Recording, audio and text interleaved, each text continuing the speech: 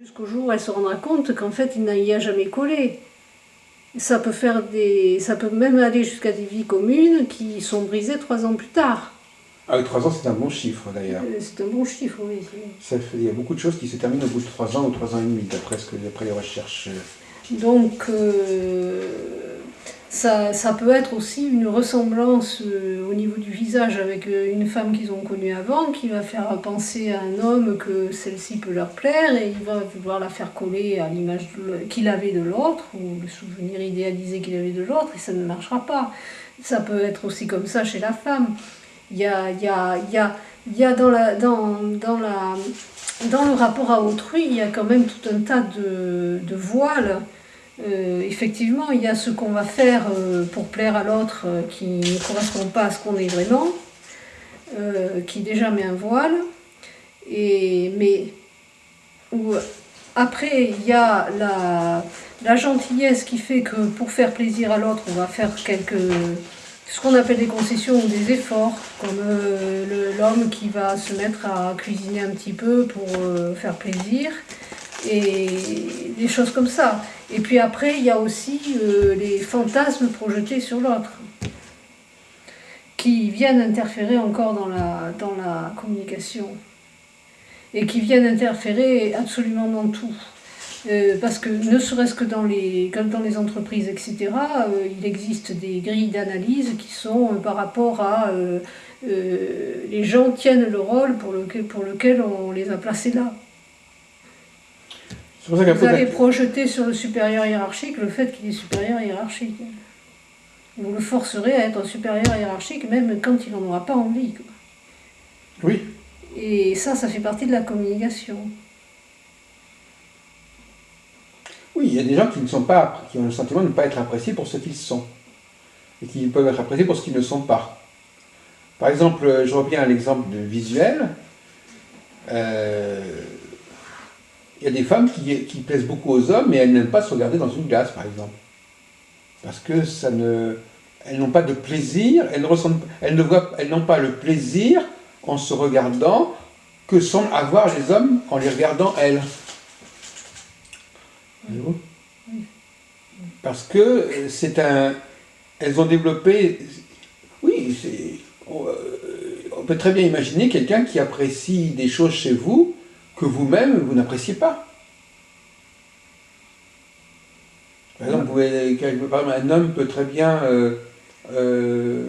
plaire à une femme parce qu'il a une voix agréable, et lui-même ne pas être spécialement intéressé par la voix des gens. Donc vous, par exemple, il y a des gens, par exemple, ça va même beaucoup plus loin que ça. Il y a des personnes qui s'ils ne sont pas dans le visuel, ils ne savent pas où ils en sont. C'est-à-dire que toutes leurs informations sur l'autre passent par le visuel. Et d'autres personnes, toute l'information passe par la parole, par exemple. Je suis quand même très visuelle. Vous êtes très visuel. Qu'est-ce qui vous laisse entendre que vous êtes très visuel, par exemple? Ah, c'est pas compliqué. Moi, un homme me plaît d'emblée ou il me plaira jamais. D'accord. Donc c'est bien avant la parole. En effet, vous avez un comportement masculin à ce niveau-là. C'est bien avant la parole, c'est bien avant... Oui, mais ma maison 7 est gouvernée par Mars. Hein. Donc la parole ne joue pas. La maison 7 est gouvernée par Mars. Non, mais c'est quand même très typique. En plus, c'est tout de suite ou c'est jamais. Oui. C'est souvent ce que les hommes disent, justement.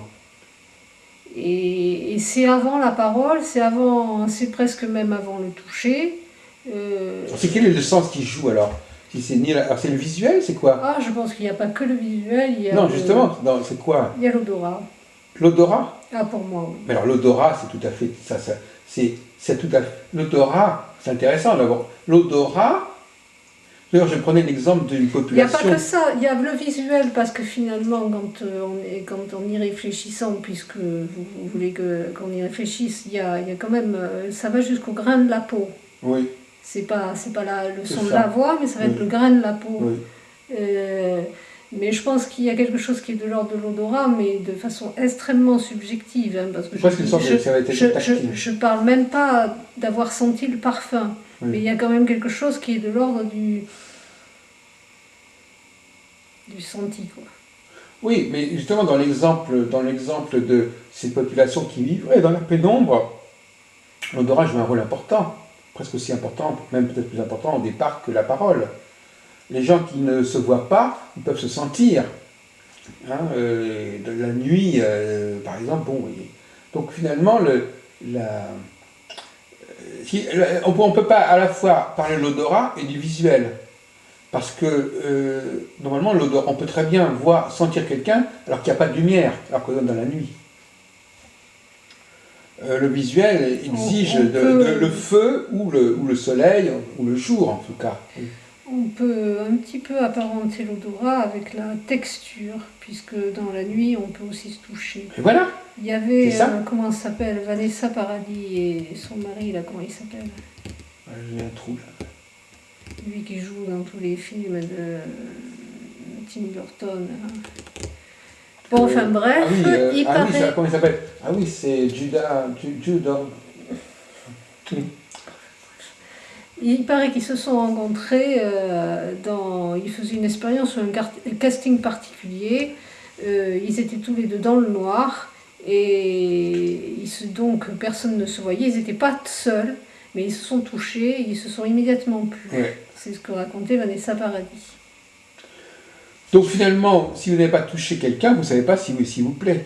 Ou c'est quand même une dimension visuelle. Enfin, c'est pas tout à fait visuel. Non, c'est une présence. Je pense qu'il y a quelque chose qui est visuel, puisque un homme me plaît tout de suite ou pas du tout, mais il y a quelque chose à voir dans le visuel avec la texture. Oui. La texture de la peau. Le teint. Pas forcément le teint, non. La complexion, comme on dit en anglais. Non, la texture. La texture, oui. Je ne sais pas comment expliquer, quoi. La texture des cheveux, et il y a ça, et il y a aussi la façon de bouger, qui est une communication, mais qui est la communication non verbale, finalement. Oui. Et ça, le paradoxe, c'est qu'effectivement, il y a les bonnes raisons pour aimer les gens et les mauvaises raisons. Par exemple, les hommes, effectivement, ils doivent avoir une certaine élégance dans le mouvement, oui, effectivement. C'est même ce qui les caractérise, en fait. Ils parlent pour plaire aux femmes, mais en réalité, ce qu'il faut retenir, c'est surtout le mouvement.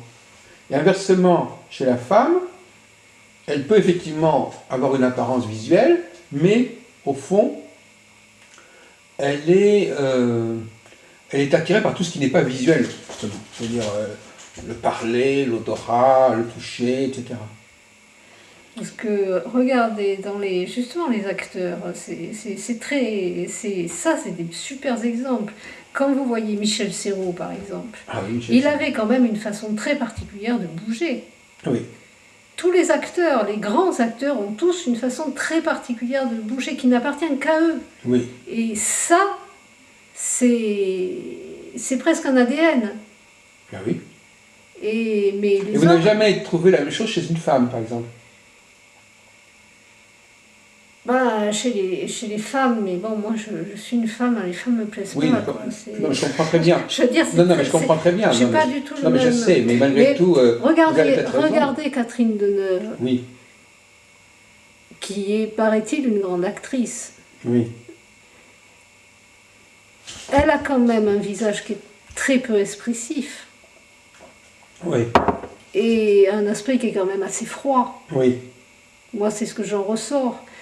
Comment s'appelle l'autre? Carole Bouquet, qui est une femme qui, paraît-il, moi c'est un homme qui me l'a dit, il a trouvé super... Franchement, pour moi, dans la position, dans la posture, dans la façon de poser le visage, dans la voix, dans la façon de bouger, je la trouve très froide.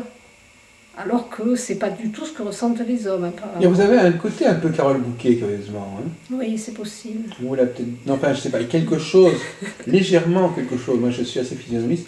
Il y a légèrement quelque chose de Carole Bouquet, mais pas complètement, mais c'est un peu ce genre-là, à la limite. Hein. Et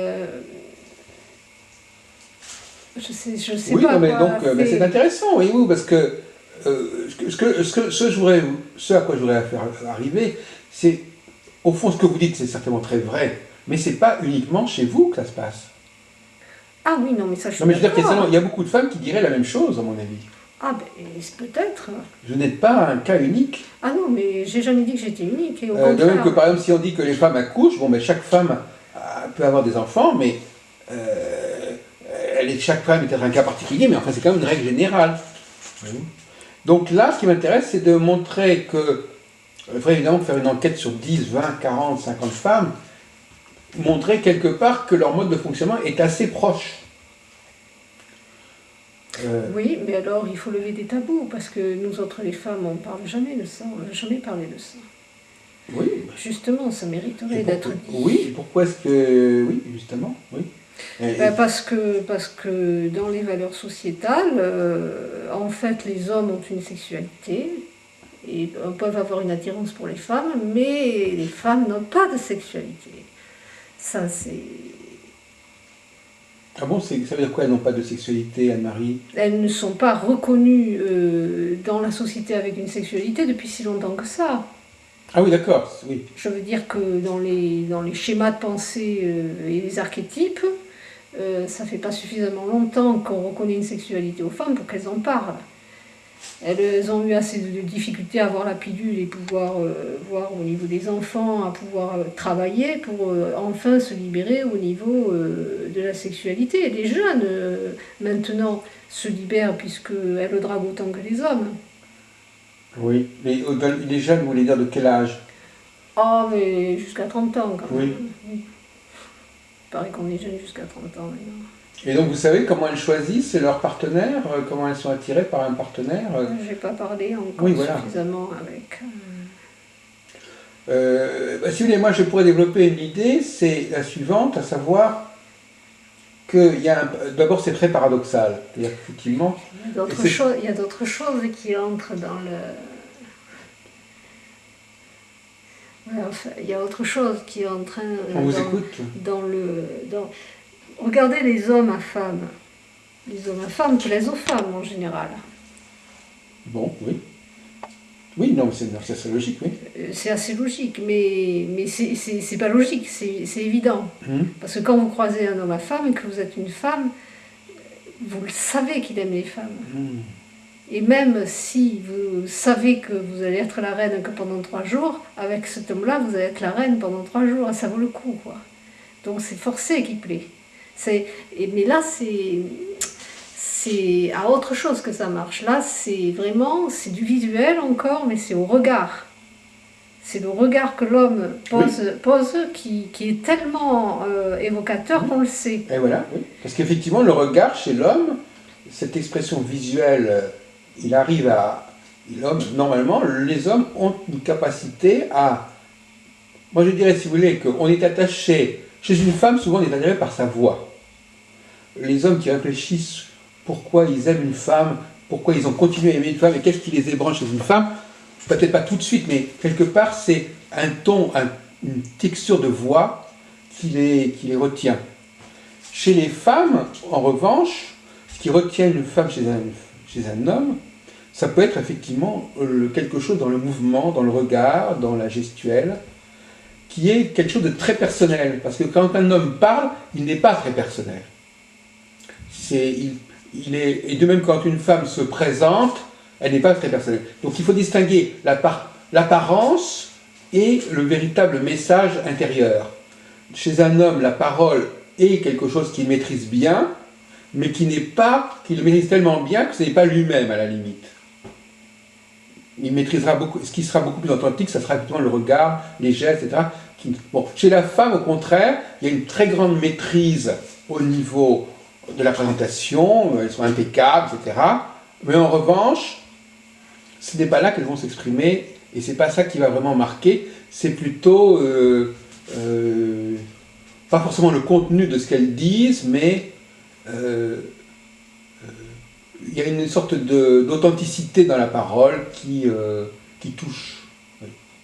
Enfin, qui touche celui-ci et pas celui-là, évidemment, de toute façon.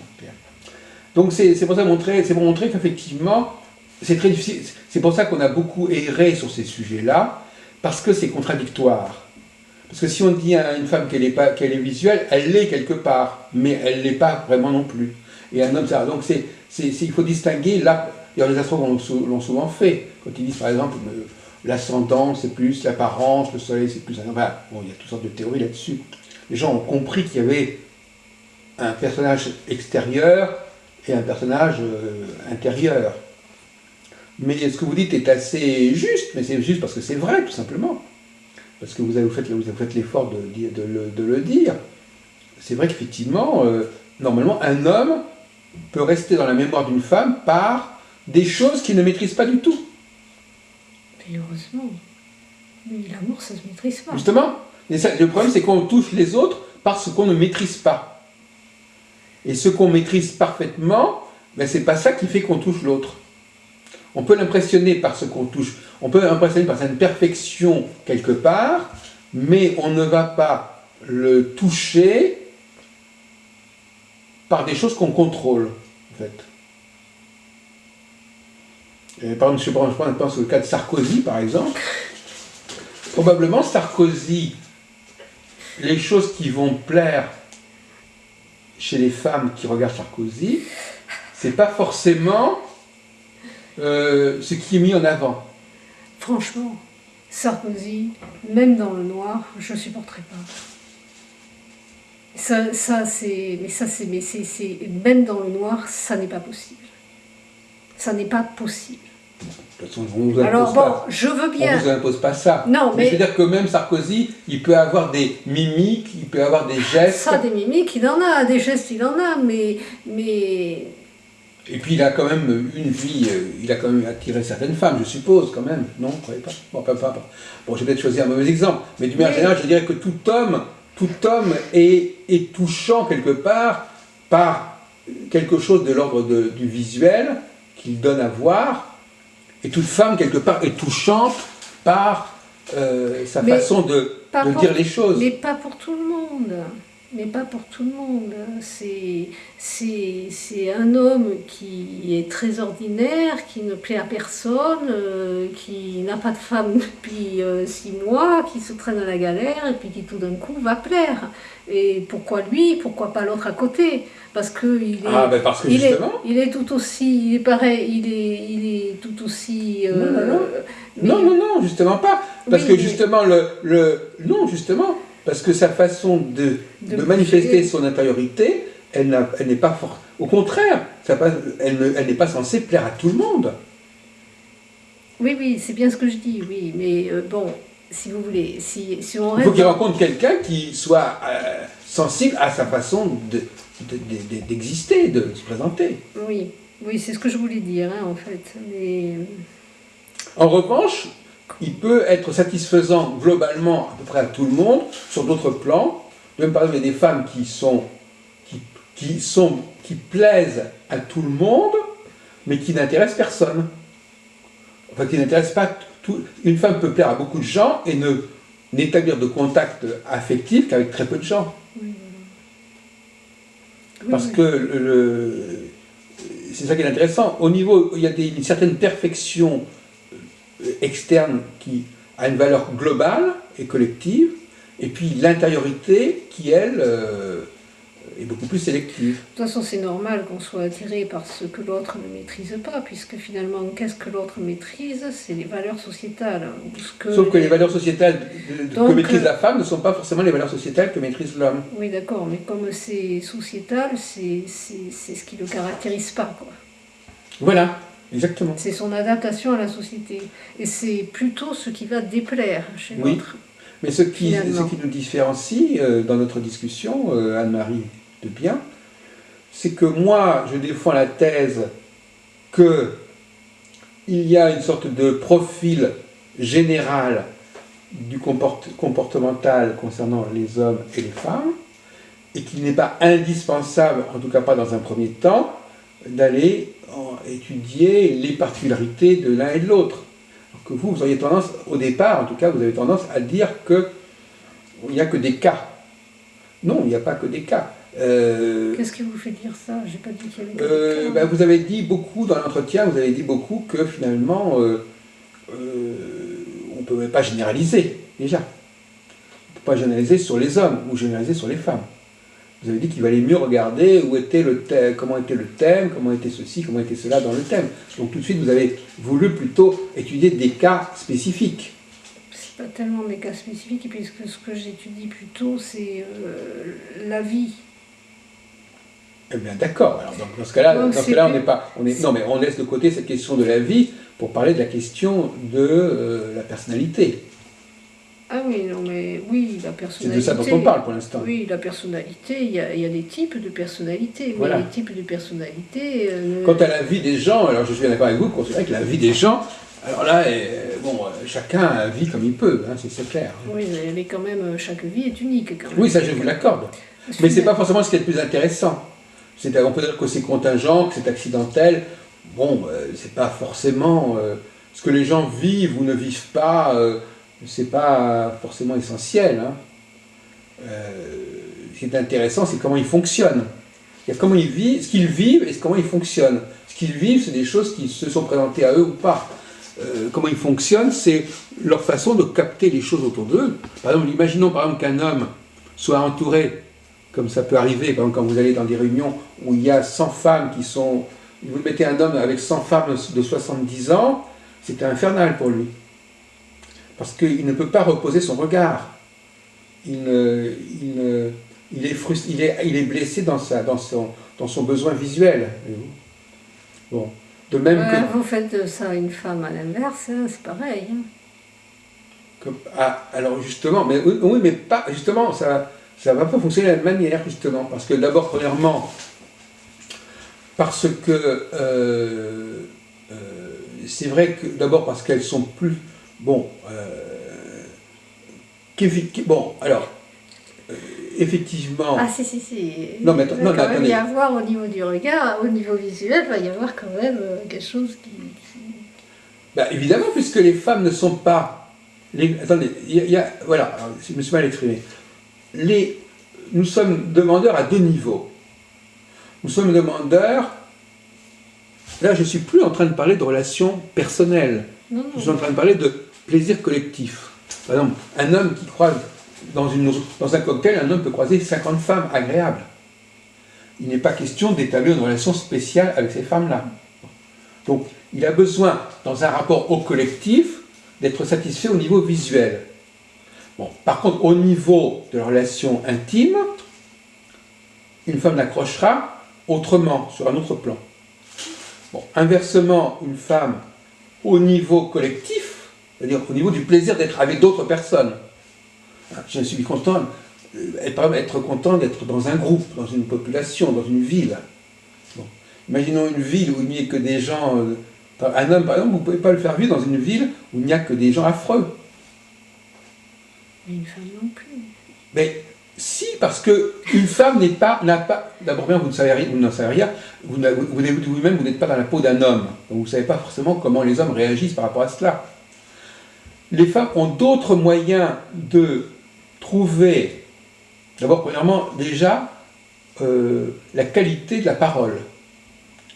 Les femmes sont très sensibles. Une femme aime bien écouter une conférence, par exemple, même si le conférencier n'est pas ceci ou cela, je veux dire, tout ce qui est de l'ordre de l'ouïe est extrêmement nourrissant. Voilà, prenons plein de nourrissant. En parlant d'énergie, vibration. Les hommes se nourrissent avec des vibrations visuelles. C'est-à-dire qu'ils se nourrissent, ce n'est pas une question de plaisir, ils se nourrissent de cela. S'ils sont frustrés au niveau visuel, ils dépérissent. Les femmes se nourrissent au niveau du bruit, c'est-à-dire de la parole. On fait très bien à Paris, on sait très bien dans les transports en commun que c'est toujours un vrai problème. C'est pas, les femmes ne se rendent pas compte qu'elles ont un tel besoin de communiquer, de parler, que si elles sont dans un endroit, par exemple, où tout le monde crie à tue-tête et parle, etc., ça ne les gêne pas spécialement. C'est-à-dire que au contraire, c'est vivant. C'est vivant. un homme va dire, mais vous m'embêtez, vous me racontez des trucs qui ne m'intéressent pas, arrêtez. Voyez-vous. Donc finalement, les hommes ils saturent très rapidement au niveau de la parole de la femme. Mais en revanche, ils vont être captés par la parole de leur femme à eux. Il y aura une certaine femme dont ils supporteront la parole, par opposition aux autres femmes dont ils ne supporteront pas la parole, en quelque sorte. Et c'est ça ce qui va permettre de détecter. De même qu'une femme, par exemple, peut très bien être indifférente quelque part à beaucoup d'hommes, et puis tout d'un coup, il y a un homme qui a une façon de se mouvoir, un regard, qui fera qu'elle va s'arrêter sur lui. Ce sera l'exception qui confirmera la règle, en fin de compte. Ce sera le cas particulier. Et en revanche, donc si vous voulez, un homme, par exemple, à Paris, par exemple, enfin à Paris, à Bordeaux aussi, je veux dire, il y a beaucoup de jolies femmes qu'on croise dans la rue, une seconde, dans le métro, dans le taxi, dans le tramway, etc. Il y a un plaisir quantitatif, si vous voulez. C'est-à-dire, la quantité de belles femmes qu'on voit au cours d'une journée, c'est un plaisir, voyez-vous. Ça ne veut pas dire qu'on va leur parler, ou ça ne veut pas dire qu'on va avoir une relation avec ces personnes-là.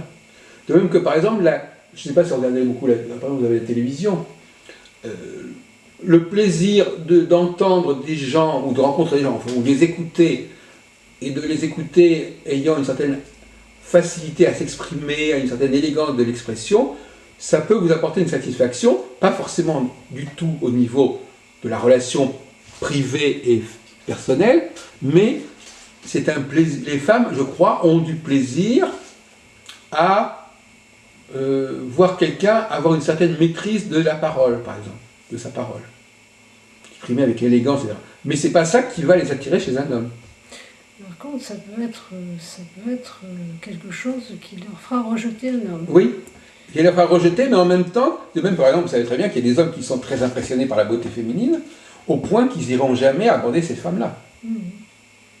Et de même qu'il y a des femmes qui sont très impressionnées par une certaine facilité d'expression, et qui justement, ça pourrait faire obstacle. Parce que elles vont être prises dans une espèce de double bind, c'est-à-dire de dualité. Elles sont impressionnées, de même qu'il y a des hommes qui... C'est vrai que c'est paradoxal. Il y a des hommes qui sont impressionnés par des femmes très belles, mais qui vont peut-être établir une relation avec une femme qui l'est beaucoup moins, avec laquelle il n'y aura pas cette espèce de perfection qui les inquiète. Et il y a des femmes qui seront peut-être impressionnées par des gens qui sont très brillants intellectuellement, mais qui finalement préféreront quelqu'un qui les touche par un sourire, par une mimique, par un regard, par une gestuelle, voilà. Ce sont des règles du jeu très simples, voyez-vous, que moi je propose ici. Hein. Bon. Et ça montre bien que c'est compliqué, parce qu'effectivement, il y a différents plans. Mais globalement, par exemple, moi, quand je réfléchis sur les femmes qui m'ont impressionné, au bout du compte, je m'aperçois que c'est leur voix qui m'a c'est la qualité le ton de la voix qui m'a retenu, par exemple. Qui me fait de l'effet. C'est quand même assez auditif, finalement. Oui, parce que, justement, le paradoxe, un autre paradoxe, c'est parce que justement les hommes sont sensibles à ce qui caractérise l'autre, pas eux-mêmes. On sait très bien que les femmes ont une liberté dans la parole, et non pas de surmoi de la parole, si vous préférez. Elles ont une sorte de spontanéité dans l'expression qui fait qu'elles peuvent s'exprimer par la parole. Même si elles utilisent les mots de tout le monde, quelque part, elles ont une façon d'être elles-mêmes dans la parole. La parole n'étant pas l'idéal de l'expression personnelle, on est bien d'accord, a priori. Donc là, il y a un ton de voix. Les hommes, en revanche, eux, ils peuvent être très, très à leur aise dans la parole, mais leur mode d'expression le plus vivant, le plus personnel, c'est pas par là. C'est par un geste. Par exemple, autrefois, les hommes, par exemple, ne demandaient pas à une femme si elle voulait quelque chose. Je veux dire, si un homme avait envie de séduire une femme ou d'établir une relation avec cette femme, il lui prenait la main, par exemple, ou il prenait l'épaule, ou il l'embrassait. Il n'allait pas lui dire est-ce que je peux vous embrasser? Normalement, l'homme n'a pas à parler, n'a pas à verbaliser certaines choses. Voyez-vous, il n'a pas à verbaliser certaines choses. Normalement, il pourrait très bien ne même pas passer par la parole, à la limite. C'est qu'il y a paradoxal. D'ailleurs, vous avez par exemple des gens comme notre fameux DSK, par exemple, qui sont à la fois des gens qui sont très brillants au niveau intellectuel, au niveau de la parole, mais qui, au niveau personnel, fonctionnent sur un tout autre registre, qui est un registre instinctif, un registre physique. Et ce n'est pas du tout contradictoire. Et je dirais que la plupart des hommes sont comme ça. C'est-à-dire qu'ils sont à la fois très contrôlés dans leur expression, dans le contenu de ce qu'ils disent, très élaborés, mais que ce n'est pas ça qui les amuse. Ce qui les amuse, c'est d'établir une relation presque animale avec la femme. Oui, mais ça rejoint... Et inversement, chez la femme, c'est pas du tout comme ça. Ah, chez les femmes... Mais si, mais si. Mais c'est là que les hommes se trompent. C'est là que je dis que ça fait pas suffisamment longtemps que les hommes veulent bien reconnaître une sexualité aux femmes. Parce que là, ce que vous venez de dire, si, je suis désolée, mais c'est pareil pour les femmes. C'est même très exactement la même chose. C'est là qu'on se rejoint. C'est la même chose et c'est l'inverse. C'est ça le problème. Oui, mais ce sont les mêmes valeurs, mais qui sont inversées. C'est là qu'il y a un croisement. C'est là qu'on se rejoint. Oui, mais on se rejoint, en même temps par un processus de symétrie. C'est bien pour ça que dans les rapports, relations amoureuses, ça se passe mal. C'est parce que, en fait, d'une part, ce qui plaît dans le sexe opposé, c'est ce qui ne contrôle pas, on est d'accord, c'est-à-dire tout ce qui est dénué des valeurs sociétales, et que, au bout du compte, ce que l'un comme l'autre souhaite, c'est quelque chose qui est de l'ordre purement instinctif et assez animal, et qui est complètement dénué des valeurs sociétales. Et ce qui fait que les relations amoureuses ne marchent pas, qu'il y a des divorces, etc., c'est la vie quotidienne et les valeurs sociétales. Oui, le paradoxe, c'est que chez les femmes, la valeur animale passe aussi par la parole. Pas forcément. Non, mais c'est-à-dire qu'elle n'est pas exclue. La parole, chez la femme, est quelque chose de très viscéral, beaucoup plus viscéral que chez l'homme. On le sent beaucoup plus compulsif. On sent bien à quel point les femmes sont plus dans l'authenticité quand elles parlent que les hommes. Voyez-vous, les hommes sont très peu communicatifs dans la parole, en fin de compte, quelque part. Ils peuvent communiquer comme ça pour faire des discours, pour faire des exposés, mais je veux dire que c'est pas leur terrain. Oui, c'est ce que vous dites, ils font des exposés, donc ils font un effort, ils font un exercice. Oui, c'est donc pas là qu'il faut les attendre. C'est pas naturel. Voilà. Chez les femmes, c'est plus naturel. Parce que, alors moi j'ai développé une théorie là-dessus, parce que, vous savez que maintenant on considère que l'humanité est la conjonction de deux humanités. Il y aurait eu deux filières humaines qui se seraient développées différemment. Ah oui. Bon. Et alors, une des théories, c'est qu'il y aurait une humanité qui aurait vécu avec le feu, l'autre sans le feu, par exemple.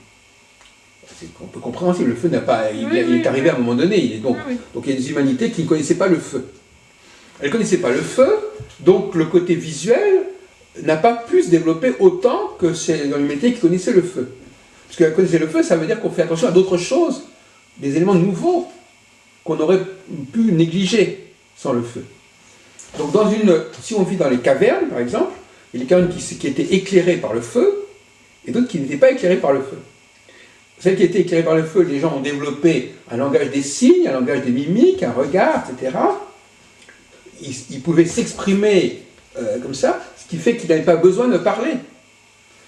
Et les gens qui vivaient sans le feu ont surdéveloppé la communication. Puis cette communication, elle a plus du tout, la parole n'a pas du tout la même signification. Chez la femme, c'est presque instinctif, c'est presque animal la parole. D'ailleurs, on voit bien à quel point les femmes ont beaucoup de mal à se contrôler au niveau, en public par exemple, même, on veut dire que on sait très bien à quel point, chez la femme, la parole c'est quelque chose qui fait partie complètement d'elle-même. On ne peut pas lui enlever cette parole. Chez l'homme, c'est presque un plus, c'est pas pareil. C'est pas l'homme n'éprouve pas un plaisir à parler. Il peut s'exprimer et dire des choses qui... C'est vrai que dans une réunion publique qui n'intéresse pas, c'est vrai qu'on va plutôt parler avec la voisine plutôt que piquer du nez comme ferait un homme. L'homme il s'ennuie, il dort. La femme s'ennuie, elle parle pas. D'ailleurs, on le voit très bien. Pourquoi dans les groupes, souvent, on se retrouve entre hommes et entre femmes? C'est pas par hasard. C'est parce qu'il y a une liberté. Regardez, je vous donne un exemple de formalisme visuel que les femmes exigent bizarrement. Parce que c'est un problème de surmoi. Le surmoi masculin n'est pas le surmoi féminin. Le surmoi féminin, eh bien finalement, le surmoi féminin, ce qu'elle attend, ce qu'elle ne supporte pas chez un homme, par exemple, c'est justement un certain laisser-aller, par exemple. Un laisser-aller vestimentaire, laisser-aller dans les manières de table, laisser-aller, etc. Elle est énervée par parce qu'elle projette sur l'homme un surmoi visuel. Donc il faut qu'il se confronte, il faut qu'il corresponde à ce surmoi visuel. Bon, quand les hommes sont entre eux, ils n'ont pas ce regard de surmoi visuel. Bon. Donc ils vont pouvoir faire des choses, des grimaces, enfin ils vont pouvoir se défouler visuellement. Quand les femmes sont entre elles, elles vont pouvoir se défouler oralement. Elles vont pouvoir dire des choses incroyables, des choses épouvantables, qui horrifieraient les hommes, etc. Mais il faut qu'elles se retrouvent entre elles pour pouvoir parce que les hommes, eux, ils projettent sur les femmes un surmoi verbal. Donc ils leur disent, mais comment peut-on dire des choses aussi épouvantables? Donc finalement, à un moment donné, il faut que ça sorte.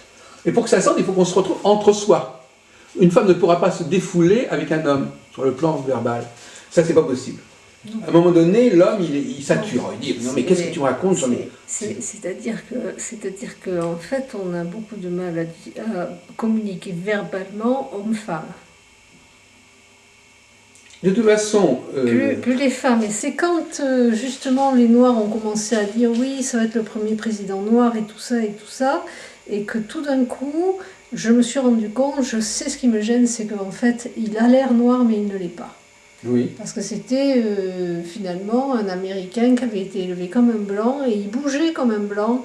Et même dans la façon de parler, dans la façon d'articuler au niveau de la bouche, il articulait comme un blanc. Donc c'est intéressant ce que vous dites parce que ça montre bien que on est marqué aussi bien par l'accent qu'il y a dans un certain endroit que par des modes de comportement, des modes de gestion. Et ça aussi, ça perturbe. Mais ça perturbe parce que tout simplement, on n'est pas habitué. On n'est pas habitué. Il est certain que, par exemple, vous, moi, par exemple, je suis un peu méridional par ma mère, quand même. Donc, je suis pas, j'ai un comportement, j'ai une façon de parler avec les mains, je ne suis pas complètement parisien, d'une certaine manière. Parce que toute ma famille maternelle est très Marseille, etc. Mais, d'une manière générale, c'est comme les Italiens. Comment voulez-vous qu'une Italienne tombe amoureuse d'un Français qui n'a absolument pas la gestuelle qui fait que l'Italienne a appris depuis son enfance à apprécier comment on s'exprime, comment on parle, etc. Je veux dire, il va lui manquer quelque chose, il va lui manquer une information. Hein, et l'information que celui qui n'est pas italien va communiquer autrement, elle ne va pas forcément la capter, ou elle ne va pas forcément l'apprécier. Donc je crois que même malgré tout, on a quand même plus ou moins intérêt à rester dans le champ culturel auquel on est habitué. Parce que même sur le plan de la parole, c'est évident, mais même sur le plan de la gestuelle, c'est également assez évident. Je dis, il peut y avoir des gens qui sont des gens qui sont atypiques de l'endroit où ils vivent, enfin peu importe. Mais d'une manière générale, par exemple, moi je sais que j'ai toujours été un petit peu perturbé quand je rencontrais des femmes marseillaises ou bordelaises, etc., et surtout au téléphone, parce que déjà, je suis égaré. Je suis égaré. C'est-à-dire qu'en fin de compte, parce qu'il y a cet élément de l'accent, alors là on est vraiment dans le collectif, là, voyez-vous, cet élément de l'accent collectif qui m'empêche d'arriver à la personne. Voilà. Donc effectivement, c'est comme s'il y avait une certaine musicalité que je ne captais pas. Voyez-vous, il y a une musique, ou plus exactement comme si, vous savez, le grand problème, c'est que généralement, quand on a affaire à une population à laquelle on n'appartient pas, on a tendance à généraliser, justement. Par exemple, tous les Noirs se ressemblent, tous les Parisiens se ressemblent, tous les Bordelais se ressemblent, choses comme ça. On ne fait pas exprès, mais on n'arrive pas à les distinguer parce qu'il y a des subtilités qu'on n'arrive pas à capter. Et justement, comme ce sont ces subtilités, justement, qui font qu'on va plus être attiré par quelqu'un que par une autre, si on n'a pas justement cette qualité de subtilité, eh bien, on est dans une espèce de brouillard. Hein?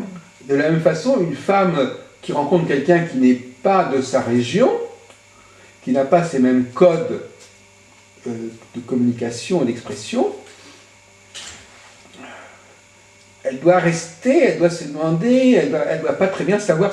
Or, dans les relations affectives, ce qui est important, c'est une certaine certitude. Je suis sûr que cette personne-là me plaît. Je suis sûr que j'aime bien chez elle ceci ou cela. Si on n'a pas cette certitude, bah on attend, on laisse passer. Vous voyez, bah oui, puisqu'on n'a pas le déclic. Oui, soit on a le déclic, soit on n'a pas. Oui, mais si on ne peut pas l'avoir, il y a des gens qui auraient pu avoir le déclic, mais qui ne l'ont pas parce qu'ils ne sont pas, ils n'ont pas développé, ils n'ont pas été éduqués par les mêmes codes. Sensibilité, oui, peut-être. Donc à ce moment-là, le phénomène ne se produit pas. Peut-être. Voilà. De même que par exemple, moi par exemple j'ai vécu pas mal avec des étrangères, ça ne m'a pas spécialement gêné d'à vrai dire d'ailleurs. Mais paradoxalement, ça me gêne moins de fréquenter une étrangère qu'une Française qui appartient à une autre région. Bon, c'est un autre problème encore, parce que bon, c'est un peu complexe. En tout cas, pour continuer, pour conclure, parce que ça fait pas mal de temps qu'on discute, notre discussion est intéressante parce que justement, il y a une espèce d'opposition, au départ en tout cas, entre... on n'a pas cessé, si vous voulez, depuis qu'on discute, d'avoir une dialectique entre d'un côté l'approche globale, au début on parlait déjà en astrologie d'une approche globale, les dasas, les trucs comme ça, et puis après on précise. Donc déjà on était dans une dialectique du général et du particulier, et après on a démarré sur un autre sujet où on montrait que dans tous les domaines, en fin de compte, on doit toujours passer du général au particulier. On ne peut pas se passer, on ne peut pas dire je vais passer tout de suite au particulier. Ah ben non. Il faut au moins il faut savoir déjà ce que c'est que le général. Il faut déjà se dire, je suis en face d'une personne qui appartient à telle catégorie, et je sais déjà des choses du fait qu'elle appartient à cette catégorie. Après, je peux préciser, mais déjà, si je n'ai pas déjà les codes majeurs de la catégorie à laquelle la personne appartient, c'est pas la peine. Parce que je vais m'intéresser à des particularités qui ne sont pas des particularités. Vous savez, c'est le fameux problème quand vous rencontrez, par exemple, les gens de la même famille. Un homme, par exemple, qui tombe amoureux d'une femme et puis il rencontre la sœur. Parfois, ça lui crée un choc. Ça lui crée un choc parce qu'il voit d'autres personnes qui ont un peu le même genre que cette femme ou que cet homme. Et alors, parfois, il se dit, ah oui, mais alors, c'est pas ce que je croyais qui lui était personnel n'était pas personnel. Oui. Et alors là, il commence à être un peu déçu parce qu'il se dit, mais alors, c'était ça que j'aimais bien, c'est cette fille-là, et puis je m'aperçois que son frère, il est exactement comme elle, qu'il a les mêmes gestes, les mêmes attitudes. Donc ça va plus, parce qu'il a commis l'erreur de ne pas savoir à quelle catégorie il appartient. C'est pour ça qu'il faut rencontrer très rapidement le milieu social, familial de la personne, pour situer cette personne déjà dans ce milieu en question, Oui. avant de commencer à lui mettre sur le dos des particularités qui ne sont pas ses particularités à elle. Oui, oui, ça, je suis assez d'accord avec ça. On peut pas, il faut il faut resituer la personne pour voir. Donc pour déjà, de même par exemple, si vous ne savez pas ce que c'est qu'un homme, vous savez pas, enfin c'est une façon de parler, si vous ne savez pas comment fonctionne un homme, vous allez dire à quelqu'un, ah, tu as telle et telle qualité, et en réalité ce ne sont pas ses qualités à lui, ce sont des qualités qui sont propres à cette catégorie à laquelle il appartient. Donc, avant de commencer à dire que tel homme a telle et telle qualité, il faut déjà savoir quelles sont les qualités des hommes en général.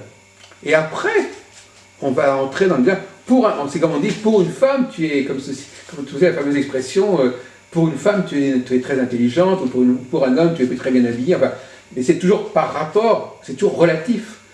En relation avec l'ensemble auquel tu appartiens, je trouve remarquable. Mais si je ne sais pas à quoi correspond cet ensemble auquel tu appartiens, je vais t'accorder des qualités ou des défauts qui ne te sont pas propres. Oui, oui, oui, mais c'est... Comment expliquer? Si on prend par exemple la question des juifs, par exemple, ben c'est pareil. Si vous ne connaissez pas certains modes de fonctionnement, certaines attitudes, vous pouvez pas... Vous parlez encore de comportement et de code et de valeurs sociétales. Mais c'est pas ça qui marche dans l'attirance. Ce qui marche dans l'attirance, c'est donc la gestuelle en ce qui me concerne, avec la texture.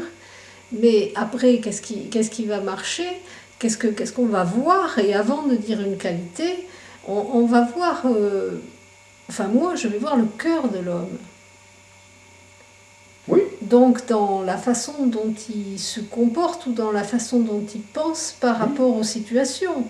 Mais néanmoins, même à ce niveau-là, il y a des codes. Oui, et il y a des qualités qui sont communes à des tas de gens. Eh ben, je vous assure que si vous êtes... Bon, prenons un exemple extrême. On va prendre ce que vous dites, on va dire, imaginons, on vous met avec 50 Ivoiriens. Hein, et encore, c'est un bon exemple, parce qu'en fin de compte, ce sont des francophones. Donc il y a quand même des éléments que vous pouvez capter. Mais on vous met avec 50 Chinois, par exemple, vous serez incapable, à mon avis, de vous y retrouver. Ah mais, voyez-vous, pendant des années, j'ai pensé dans ma tête, je n'ai pas d'attirance physique pour les Chinois et je ne sais pas pourquoi. Pendant des années, je l'ai pensé.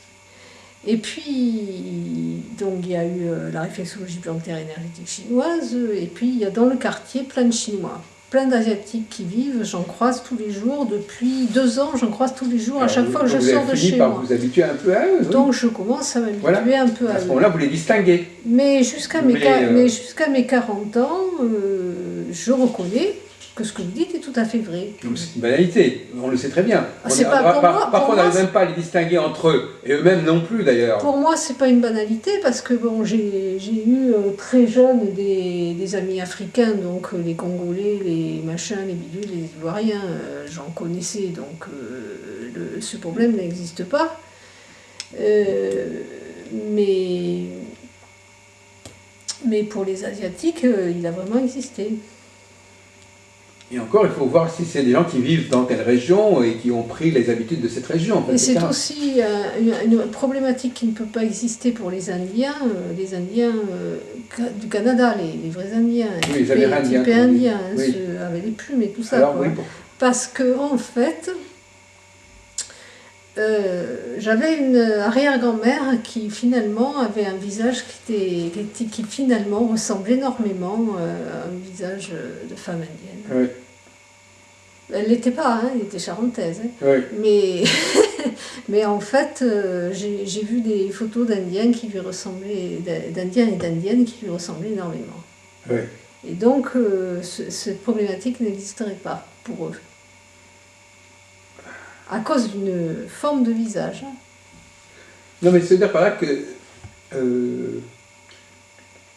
pour arriver à capter les gens, il faut acquérir un certain langage, oui, voilà. un langage pas forcément des paroles. C'est-à-dire que c'est les premières années, peut-être, je sais pas, l'enfant apprend à comprendre ce qui se passe autour de lui, à distinguer les uns et les autres. C'est tout un bagage comme ça qui lui permet petit à petit de faire les différences entre les uns et les autres, de savoir que ceux-là, ils les sentent mieux que les autres. Oui. Mais c'est également quelque chose qui s'éduque quelque part, même sur ce plan-là. Il faut être, pour employer une expression un peu vulgaire, il faut être connaisseur. Si on n'est pas connaisseur, on ne va pas pouvoir apprécier un vin. Quelqu'un qui n'a... Moi, je ne suis pas...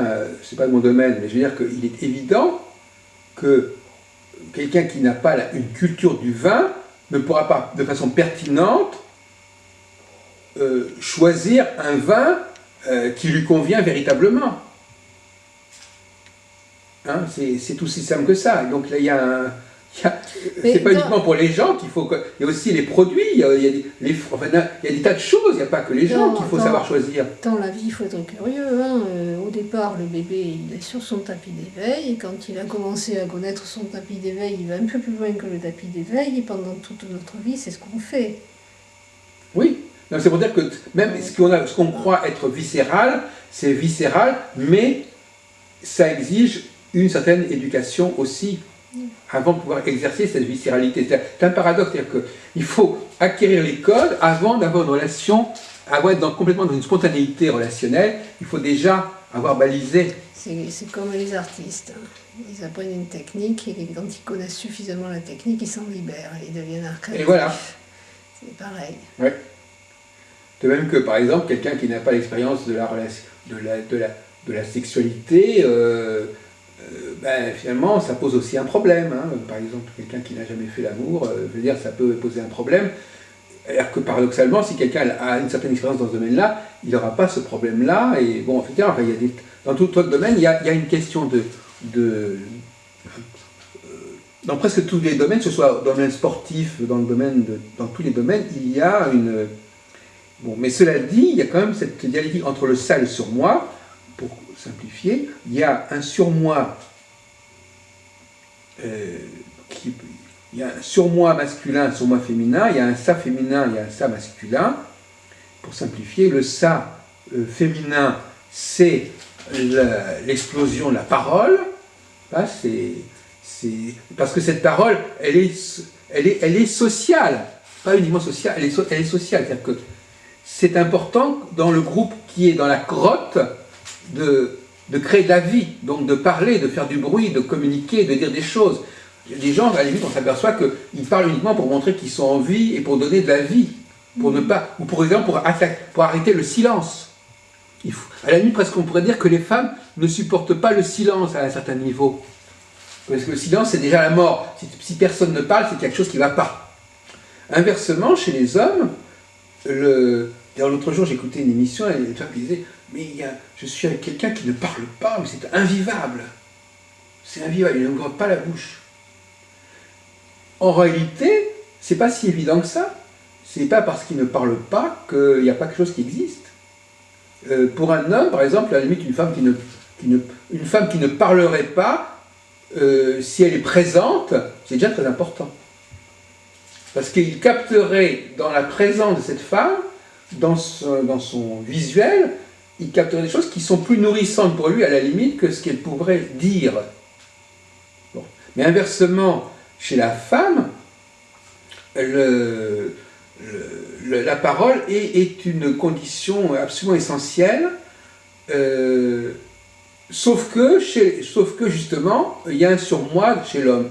L'homme a un surmoi qui consiste à ne pas tout dire, à ne pas se déballer, et chez les femmes, le surmoi, c'est qu'on ne fait pas n'importe quoi, qu'on ne se donne pas, qu'on garde,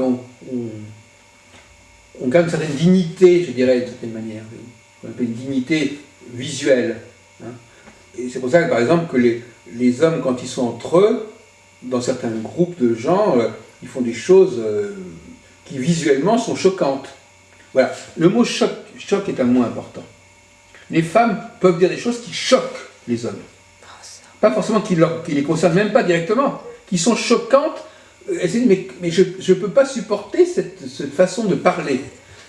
Et les hommes et les femmes peuvent être choqués par des hommes qui ont comportements, qui ont des attitudes, qui ont des gestes qui sont grossiers, qui sont sales, enfin peu importe. Donc la notion de surmoi est liée à la notion de choc. Je suis choqué par ce qui est lié à mon surmoi. Si mon surmoi est de l'ordre de la parole, je suis choqué quand quelqu'un transgresse la mesure de la parole, en quelque sorte. Et si si j'ai un surmoi du visuel, je suis choqué lorsque quelqu'un a une gestuelle, elle se présente, a une façon d'être qui est déplaisante. Voilà. Et voilà encore le mot déplaisant est aussi un mot intéressant parce que c'est quelque chose qui vous enlève du plaisir. Et des femmes, donc finalement pour synthétiser sur ce point, effectivement, si une femme ne veut... vous savez que dans la vie, il faut plaire et ne pas déplaire aussi. Si une femme ne veut pas déplaire, c'est ce qu'on appelle d'ailleurs les tue l'amour. Une femme a intérêt, pour ne pas déplaire à l'homme, pour ne pas le choquer, pour ne pas être dans un rapport de déplaisir, elle a intérêt à avoir un surmoi de la parole qui soit quand même assez solide. Avec lui en tout cas. Qu'elle se défoule avec ses copines, c'est autre chose, mais il ne faut pas qu'elle se laisse aller à dire n'importe quoi au niveau de la parole. Et inversement, l'homme, il faut que lorsqu'il s'exprime, qu'il ne se présente pas d'une façon qui paraîtra à la femme comme indigne, comme nul, enfin je ne sais pas, il y a une façon, par exemple, des femmes, des hommes qui se rouleraient par terre en criant, en pleurant, je ne sais pas quoi, on pourrait imaginer n'importe quoi, ça serait assez déplaisant quelque part, ça serait choquant. Bon, et en revanche, en réalité, il a le droit de le faire, parce que c'est comme ça qu'il s'exprime, donc c'est comme ça qu'il s'exprime le plus viscéralement. J'ai une amie qui était allée en vacances à La Réunion, qui avait assisté à une cérémonie, je pense que ça devait être du vaudou, hein, et elle m'avait dit qu'elle avait été choquée parce que les gens avaient des attitudes qui sont en transe, quoi. Justement, ils se roulent par terre. Hein. Oui, mais ça peut être aussi choquant par d'autres choses. Ça l'avait choquée. Oui. Mais il faut aussi, effectivement, je crois qu'il faut quand même être assez tolérant. Les hommes savent très bien que les femmes sont choquantes au niveau de leur parole et qu'ils doivent en prendre leur parti. Oui, et puis bon, parce qu'il y a aussi un jeu qui consiste à provoquer. Oui, voilà. Donc on peut provoquer... Donc là aussi, il faut apprendre à être avec l'autre. On peut provoquer l'homme en ayant des paroles qui vont le titiller. Et qui ne vont pas titiller une autre femme, par exemple. Et inversement, les hommes vont se choquer moins entre eux qu'avec l'autre sexe, quelque part. Les femmes entre elles savent très bien qu'elles ne vont pas se choquer. C'est vrai, oui, quelque part, oui. Elles ne peuvent pas se choquer. Même si elles disent des choses épouvantables, elles ne vont pas se choquer. Même si elles montrent un côté très mesquin, ou je sais pas, enfin, elles se montrent sous un mauvais jour, bon, c'est entre elles.